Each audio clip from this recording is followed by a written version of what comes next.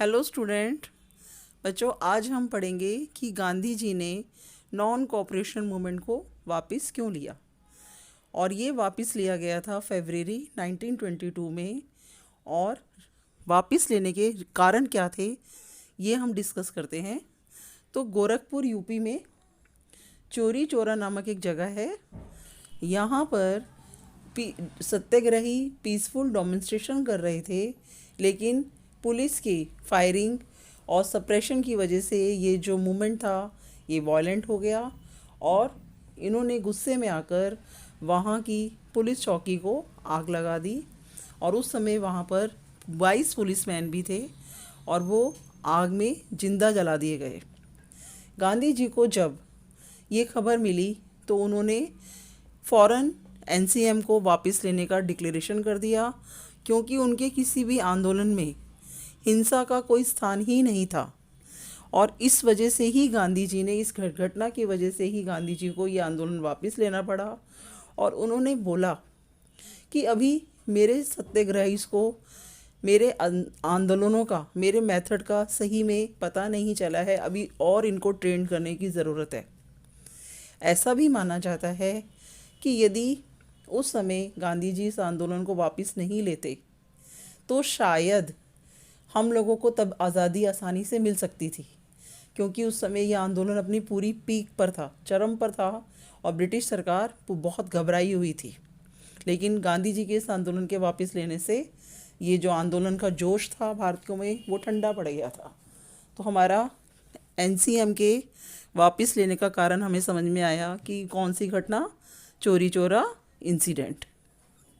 अब हम पढ़ेंगे कि गांधी जी का जो दूसरा मूवमेंट जो उन्होंने 1930 में स्टार्ट करा था, सिविल डिसओबीडेंस मूवमेंट या साविनय अवज्ञा आंदोलन, इसको वापस लेने के क्या कारण थे। जब दोनों कारणों को हम एक साथ पढ़ते हैं तो कन्फ्यूज़न होने के चांसेस नहीं रहेंगे। सीडीएम के वापस होने का कारण यहाँ पर भी काफ़ी हद तक हिंसा ही थी, क्योंकि ब्रिटिश गवर्नमेंट जो थी उसने शुरुआती दौर में ही कांग्रेस के जो ग्रेट लीडर्स थे, जैसे जवाहरलाल नेहरू, खान अब्दुल गफ़ार खान और गांधी जी खुद, इन सब नेताओं को गिरफ्तार कर लिया था। जो जवाहरलाल नेहरू या खान अब्दुल गफ़ार खान, जिनको हम फ्रंटियर गांधी भी कहते हैं, इनको अप्रैल 1930 में गिरफ्तार किया गया और गांधी जी को मई 1930 में। यहाँ पर भी पेशावर नामक जगह पे जो डेमोन्स्ट्रेशन करने वाले थे और पुलिस के बीच में फिर हिंसा हो गई। पेशावर इस समय पाकिस्तान में है। उन्होंने पुलिस की बख्तरबंद गाड़ियों को जला दिया और बदले में पुलिस ने लाखों लोगों को फिर वैसे ही फायरिंग से मारना शुरू कर दिया। इसके बाद आता है दूसरी एक और ऐसी ही खतरनाक हिंसा जो हुई, वो शोलापुर में हुई। शोलापुर महाराष्ट्र में एक जगह है, वहाँ पर जो इंडस्ट्रियल वर्कर्स थे उन्होंने पुलिस पोस्ट पर हमला कर दिया। जो भी सरकारी बिल्डिंग्स थी, म्यूनिसिपल बिल्डिंग्स थी, कोर्ट थे, रेलवे स्टेशन या और भी जगहें, उन पर उन्होंने हमला करना शुरू कर दिया। और बदले में पुलिस की वही कार्रवाई, फायरिंग, लाठीचार्ज, और लगभग 1 लाख लोगों को उन्होंने जेल में डाल दिया। यहाँ पर उन्होंने बच्चों और औरतों को भी नहीं छोड़ा, उन सबको भी उन्होंने जेल में डाल दिया।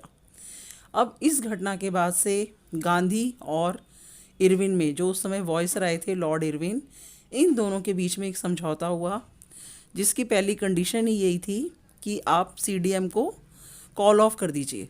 तो गांधी जी ने गांधी इरविन पैक्ट के समय सीडीएम को बंद करा। ये कारण था सीडीएम के बंद होने का, यानी गांधी इरविन पैक्ट इसका कारण था। और गांधी इरविन पैक्ट में हुआ क्या था, ये पैक्ट 5 मार्च 1931 को साइन हुआ।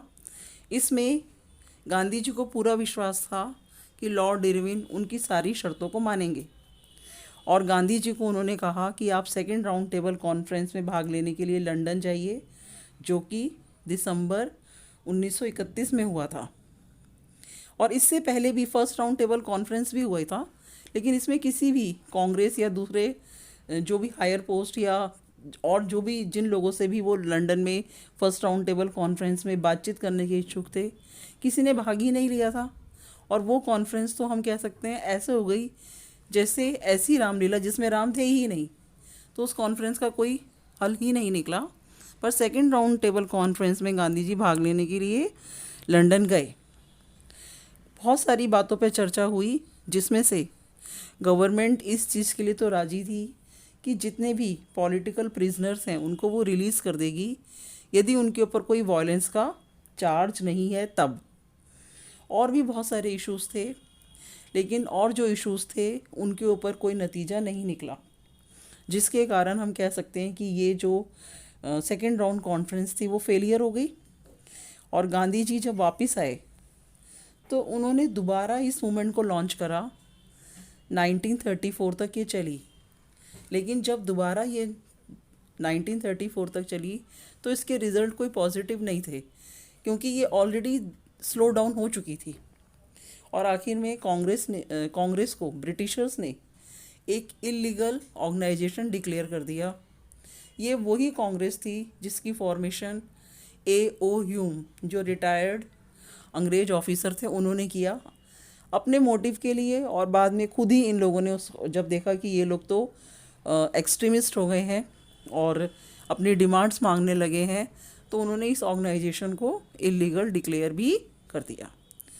मैंने आप लोगों को ये भी बताया था कि CDM में किन किन लोगों ने पार्टिसिपेट किया। अब कुछ लोगों ने पार्टिसिपेट नहीं किया था। यदि उन लोगों को भी शामिल कर लिया जाता तो ये आंदोलन और ज़्यादा मास मूवमेंट बन जाता। इसमें एक क्वेश्चन आता है, limit of the civil disobedience movement. तो इसमें हमें आंसर में करना क्या है वो आप समझ लीजिए कि बेसिकली इसमें हमें दलित लोगों के बारे में लिखना है, डिप्रेस क्लास लोगों के। गांधी जी ने अनटचेबिलिटी को दूर करने के लिए बहुत सारे प्रयास करे। उन्होंने दलित लोगों को नाम दिया हरिजन, चिल्ड्रन ऑफ गॉड। जैसे भगवान ने हमको बनाया है ऐसे ही उनको भी बनाया है, तो उनके साथ भी हमारे को इक्वालिटी का बिहेव ही करना चाहिए। लॉन्ग समय से यदि हम देखते हैं, लंबे समय से, कि हम लोगों के मतलब पुराने समय में इनका एक्सप्लॉयटेशन किया जाता था। इनको पब्लिक वेल से पानी तक नहीं लेने देते थे, टेम्पल्स में जाने की परमिशन नहीं थी, पढ़ाई करने की परमिशन नहीं थी। बहुत सारे हमारे पास एग्जाम्पल हैं जिससे हमें पता चलता है इनके साथ अच्छा व्यवहार नहीं किया जाता था। तो गांधी जी ने खुद हरिजन बस्तियों में रहकर लोगों के सामने ये एग्जाम्पल दिया कि हर काम की डिग्निटी होती है और आपको भी इन लोगों के साथ अच्छा व्यवहार ही करना चाहिए। और CDM में इन लोगों का शामिल होना भी ज़रूरी है। पर ऐसा माना जाता था कि कांग्रेस हायर कास्ट ब्राह्मण्स की है, सनातनी लोगों की है, तो लंबे समय तक इन लोअर कास्ट के लोगों को इसमें शामिल ही नहीं किया गया। गांधी जी की बहुत कोशिशों के बावजूद भी सिर्फ महाराष्ट्र में नागपुर रीजन के दलित लोगों ने ही इसमें पार्टिसिपेट किया था।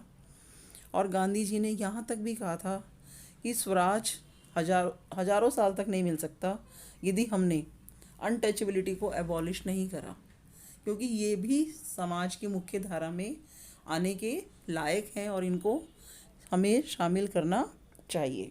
तो इस तरह से उन्होंने बहुत सारे सत्याग्रह भी इनके लिए किए, जैसे टेम्पल्स में इनकी एंट्री या पब्लिक वेल से ये पानी लेना, स्कूल और अदर बहुत सारे वेलफेयर वर्क जो जिनमें इनको परमिशन नहीं थी, उसके लिए गांधी जी ने इनके लिए सत्याग्रह ऑर्गेनाइज किया। स्टूडेंट्स, अब हम अपने नेक्स्ट वीडियो में जो है वो हम पूना पैक्ट पढ़ेंगे और इसका जो लास्ट टॉपिक है सेंस ऑफ कलेक्टिव बिलोंगिंग, उसको एक्सप्लेन करेंगे।